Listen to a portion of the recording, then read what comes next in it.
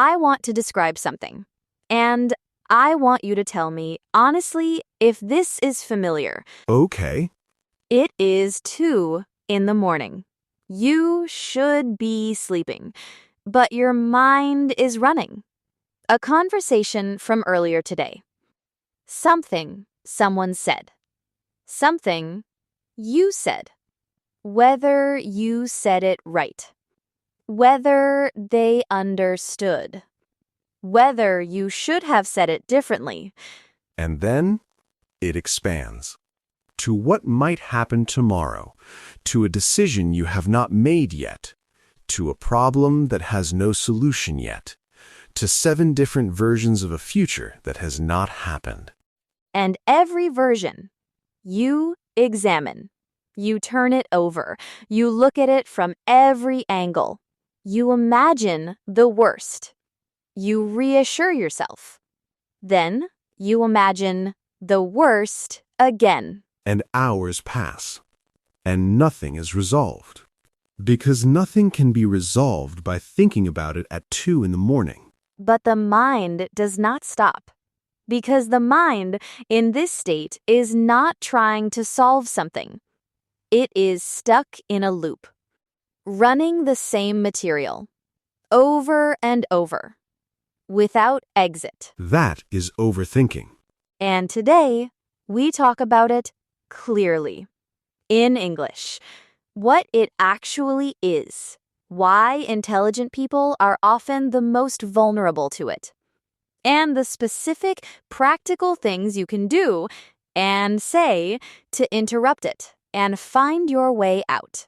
Because thinking is one of the most valuable human capacities.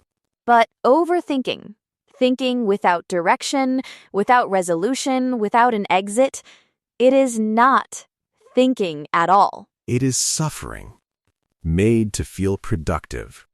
Stay with us. Hello, everyone. Welcome to Speak Unstoppable, the podcast where we help you speak English naturally and confidently through real, honest conversations. I'm John. And I'm Maria. So happy you're here with us today. This episode is for B1 to B2 learners, intermediate to upper intermediate level English. And if this is your first time here, or if you keep meaning to subscribe and have not yet, please do it right now. 1 tap. And you will never miss an episode. We release new content every week. Real English, real life, real conversations that matter. Subscribed? Good. Now let's talk about something that might be happening in your mind more than you realize. How are you feeling today, John? Honestly, relieved. Because preparing this episode, I recognized so many of my own patterns. And naming them, just naming them, brought a kind of relief I did not expect. Same. This episode has that quality. Just listening to it, your relationship with your own thinking starts to shift. Before we continue, thank you, really, for being here today. Let's go. Okay, a question. And I want you to answer it as honestly as you can, just to yourself. What is the question? In the last week, how many hours did you spend thinking about something that you already know you cannot currently change? The outcome of a conversation that has already happened. A decision that belongs to someone else. A future situation that you cannot control. A past moment that cannot be undone. How many hours? For most people who are honest, the answer is significant. 2 hours. 5. For some, entire days. And here is what those hours produced. No change in the situation. No resolution. No peace. Just more thinking about it. More examination of the same material. More anxiety about outcomes that are not within your control. This is what distinguishes overthinking from genuine problem solving. Genuine problem solving moves somewhere. It generates options. It tests ideas. It produces decisions. Overthinking moves nowhere. It recycles. It replays. It generates anxiety without direction and exhaustion without resolution. And the people who overthink most, they are often some of the most intelligent, most caring, most thoughtful people you will ever meet. Because intelligence, when it is not directed well, becomes the engine of overthinking. The more capable your mind, the more material it can generate to worry about. Today, we redirect the engine. Together. In English. Let's start with a definition. Because most people use overthinking to describe any kind of excessive worry, but the pattern is more specific than that. Overthinking is not thinking carefully about something important. That is valuable, necessary, responsible. Overthinking is not considering multiple perspectives before making a decision. That is wisdom. Overthinking is not reflecting on past experiences to learn from them. That is growth. Overthinking is thinking about something in a way that provides no new information and moves toward no resolution. The key phrase, no new information.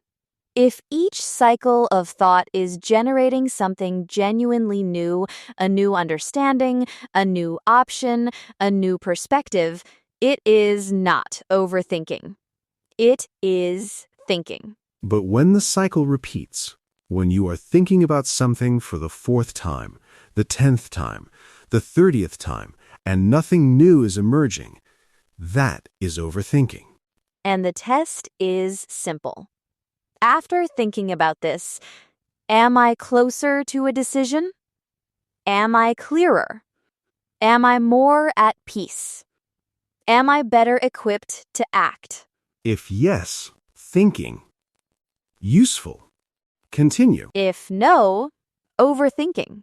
The mental energy is being spent without a return. And the distinction matters.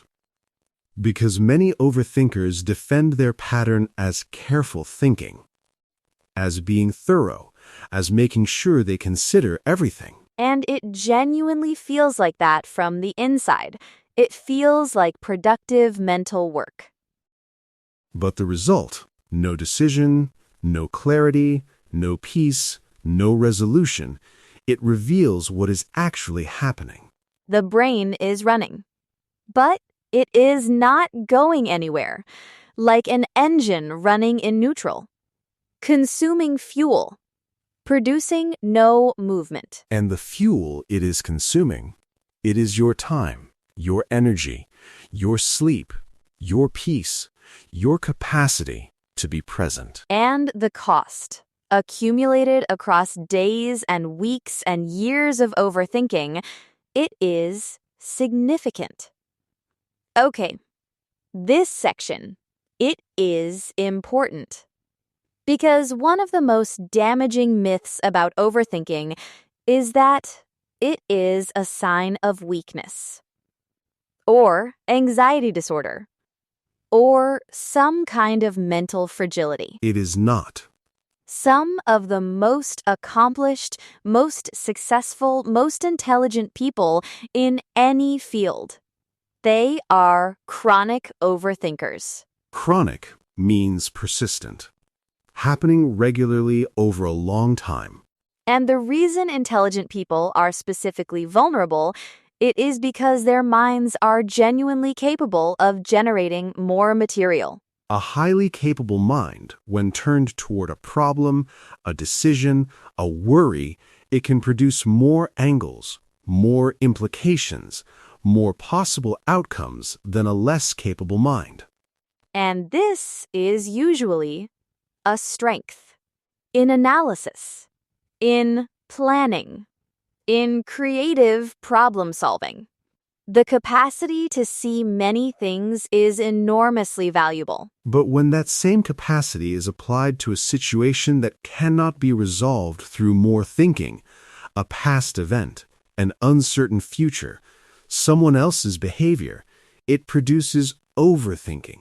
Because the mind keeps generating angle after angle, possibility after possibility, and none of them resolve anything. Because the situation is not resolvable through thought. And instead of stopping, which would feel like giving up, like not caring enough, like irresponsibility, the intelligent mind keeps going, looking for the answer that more thinking will eventually produce. But the answer does not exist at the thinking level. It exists at the action level, or at the acceptance level, or sometimes at the level of simply letting time pass. And the hardest thing for an intelligent, high-capacity mind is to accept that more thinking is not the solution. That the most intelligent response to some situations is to stop thinking about them. And the English phrase for this, let it go, it sounds simple, almost dismissive. But choosing to let go of a thought, genuinely, deliberately, it is one of the most sophisticated things a mind can do. It requires recognizing what thinking can and cannot change, and choosing not to spend mental energy on what it cannot change. That is not weakness. That is precision. Applying your mental resources where they actually produce something. Okay. 3 specific patterns, and I want to name them specifically, because named patterns are far easier to interrupt than unnamed ones. Pattern 1. Rumination about the past. Rumination means turning something over and over in your mind without resolution. Like an animal chewing the same food again and again. This pattern applies thinking to events that have already happened and cannot be changed. A conversation that went wrong. A decision that turned out badly. A moment of embarrassment. A missed opportunity. And the mind keeps returning to it, replaying it, asking, why did I say that? What if I had done something different? How could I have handled it better? But the event is fixed. The past cannot be changed. No amount of thinking changes what happened. And yet, the thinking continues. Because the mind, when it holds something uncomfortable, naturally tries to resolve it. And when resolution is impossible, it keeps trying anyway. The exit from this pattern? It is not resolution. It is acceptance. Not agreement that what happened was fine, but acceptance that it happened, that it is past, that the energy spent on it now changes nothing. Pattern 2. Catastrophizing about the future. Catastrophizing means imagining the worst possible outcome and treating it as if it were certain or likely. Something uncertain is approaching. A difficult conversation, an important event. A situation with an unclear outcome. And the mind starts generating outcomes. But not all outcomes equally. The worst possible outcomes receive the most attention, the most detailed imagination, the most vivid construction. What if it goes completely wrong, fully imagined? What if this leads to something terrible, elaborated in detail? What if everything falls apart, experienced as a kind of mental preview? And by the time the actual event arrives, the mind has already lived through the catastrophe dozens of times, in full detail. And the energy spent on those imagined catastrophes, it is real energy, real stress, real depletion, for something that has not happened and may never happen. Pattern 3. Analysis paralysis. Paralysis means inability to move. Analysis paralysis is when thinking about a decision prevents the making of the decision. You need to make a choice. And instead of making it, you analyze. More information, more considerations, more perspectives, more potential consequences. And the analysis never ends. Because every new piece of information opens new questions. Every consideration reveals new implications. And the decision, the actual choice, it keeps being postponed. Because it never feels like enough has been analyzed yet. And time passes, and the window closes, and the decision is made by default, by not deciding. Which is often the worst decision of all. Because it was not chosen. It just happened. The exit from analysis paralysis, it is not more analysis.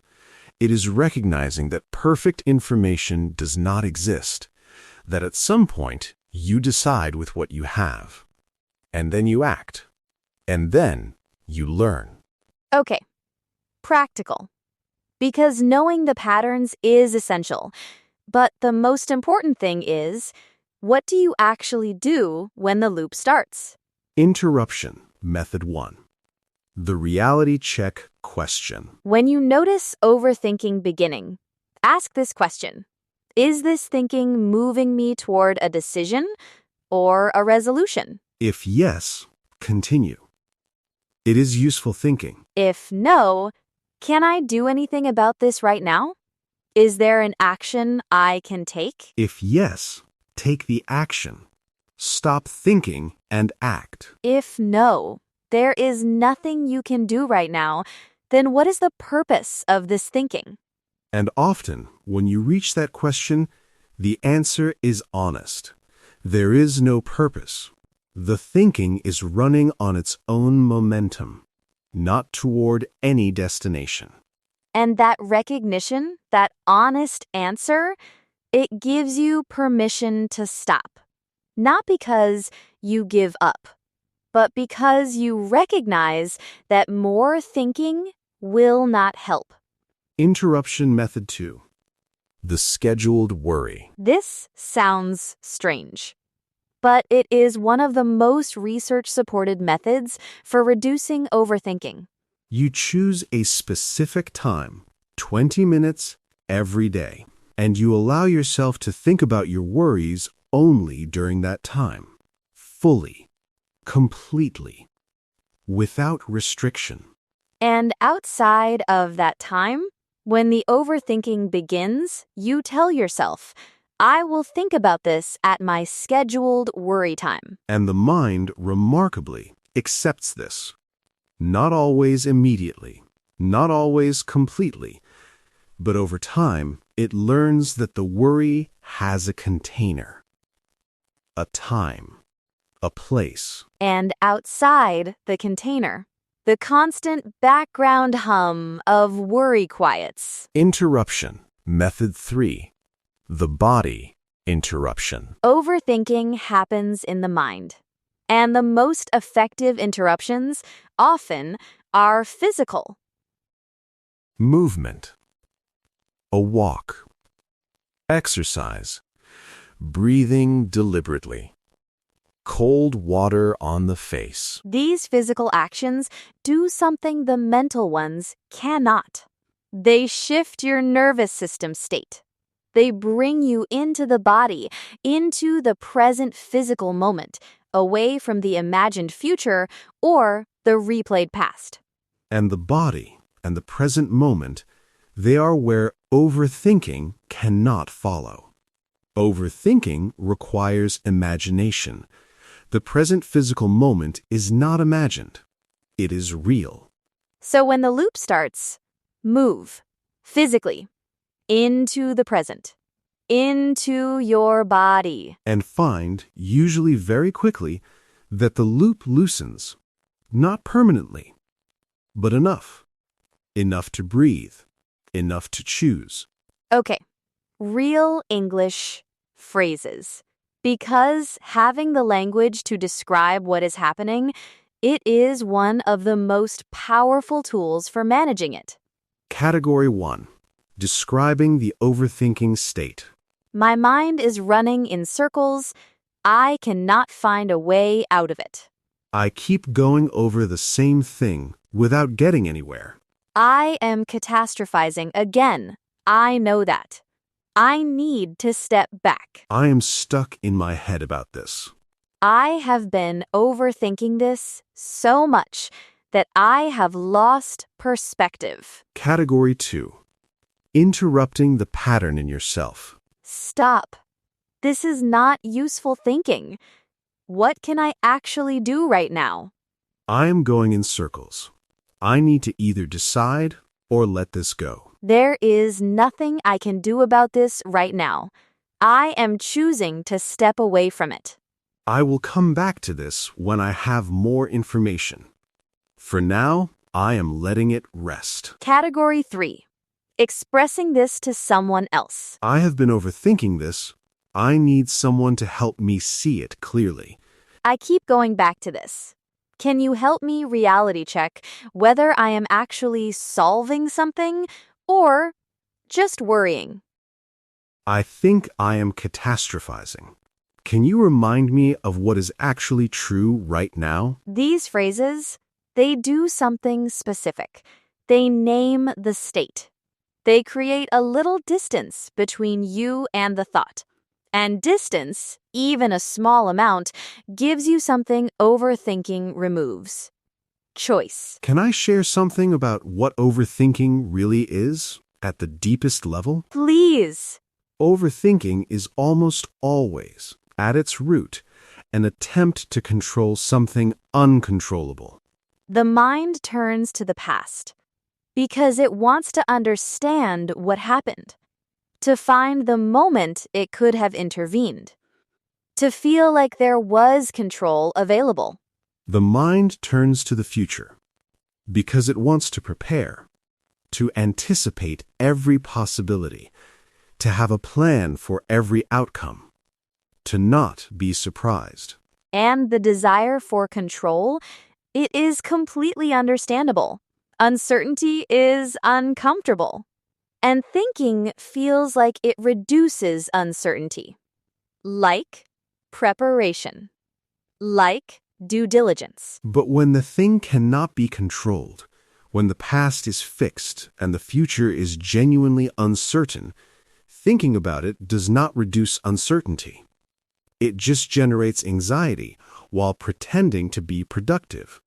And the most liberating realization for an overthinker is this. You cannot think your way to certainty. It does not exist. And the energy spent trying, spent in the loop, at 2 a.m, turning the same material over and over, it is energy that belongs somewhere else. In the present moment. In the actual life that is happening right now. In the relationships and work and experience that exist, not in the imagined future or the replayed past. And for English learners, this matters in a very specific way. Overthinking in English sounds like this. What if I make a mistake? What if they do not understand me? What if my pronunciation is wrong? What if they judge me for my level? And the loop runs. And the conversation does not happen. Because the overthinking prevented the attempt. But every actual English conversation, however imperfect, builds something. Fluency, confidence, real experience. And every conversation the overthinking prevented, it built nothing. Nothing at all. Act before the loop closes. Speak before the overthinking stops you. The imperfect attempt is always more valuable than the perfect avoidance. Remember this. Your mind is not your enemy. But overthinking is not your friend. Learn the difference and choose which one gets the power. Say it again. Your mind is not your enemy, but overthinking is not your friend. Learn the difference and choose which one gets the power. The power is yours to assign. Word tour time. Word 1. Rumination. Repeatedly turning something over in the mind without resolution, like an animal chewing the same food again and again. Example 1. She recognized her rumination about the meeting and deliberately redirected her attention to something present and actionable. Example 2. Rumination about English mistakes does not improve your English. Using the language, despite the mistakes, does. Notice rumination when it begins. Name it. And then redirect. Not to more thinking. To action or to acceptance. Word 2. Catastrophizing. Imagining the worst possible outcome and treating it as certain or likely. Example 1. He was catastrophizing about the presentation, imagining failure in vivid detail, when in reality, the presentation went well. Example 2. Catastrophizing about English conversations, imagining judgment and failure, prevents the attempts that would actually build confidence. When catastrophizing, ask, what is the realistic outcome? Not the worst. The realistic. The honest. That question alone often dissolves the catastrophe. Word 3. Chronic. Persistent, happening regularly over a long time. Not occasional. Example 1.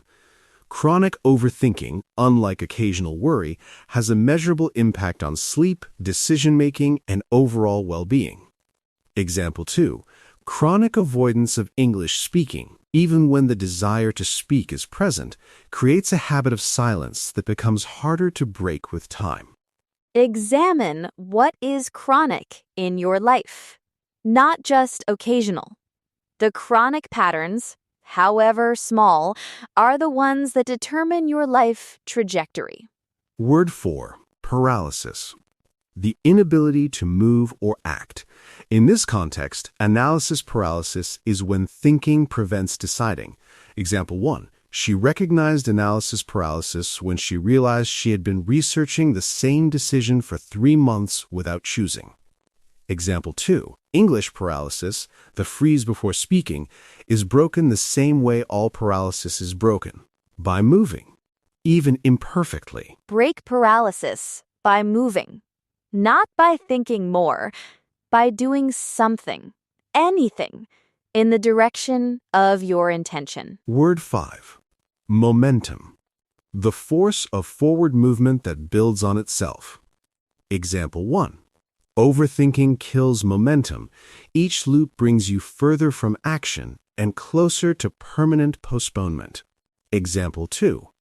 English momentum, the forward motion of daily practice. It is easier to maintain than to restart. Keep moving. Protect your momentum. Indecisions. In English practice. In growth. It is much easier to maintain than to rebuild once lost. Word 6. Catastrophe. A sudden, terrible disaster or complete failure. Example 1. The catastrophe the overthinker imagined in such vivid detail almost never materializes. The real situation is almost always more manageable than the imagined one. Example 2. The catastrophe English learners fear, judgment, misunderstanding, embarrassment, it is almost always smaller in reality than in anticipation. The anticipated catastrophe is almost always worse than the actual one. Act. And discover that the real experience is more manageable than the imagined disaster. One thing this week. This week, when you notice the overthinking loop starting, apply the reality check question immediately. Is this thinking moving me toward a decision or resolution? Yes or no? If yes, continue. If no, can I do anything about this right now? If yes, do it. If no, stop thinking about it. Intentionally. And do something physical instead. And here is your sentence template for today. I notice I am overthinking __. I cannot change this by thinking more. What I can do right now is ______. And so, that is what I am choosing to do. Say it now. Out loud. With a real overthinking pattern in mind. I notice I am overthinking _____. I cannot change this by thinking more. What I can do right now is ______. And so, that is what I am choosing to do. Fill in your real situation, your real exit, your real choice. And then, make the choice. Stop the loop. Move. Comment challenge time. One question, and the most honest one we have asked today. What is the thing you have been overthinking most right now in your life? And which pattern does it most match? Rumination about the past, catastrophizing about the future, or analysis paralysis? Right. I have been overthinking _____. The pattern is _____. And what I am choosing to do instead is _____. Write it. In English. In the comments. Because naming it publicly, committing to the alternative, it is one of the most powerful exits from the loop available. We read every comment. Please give this a like. Subscribe to Speak Unstoppable. Thank you for being here. Your mind is not your enemy. But overthinking is not your friend. Choose which one gets the power. Bye, everyone. Bye.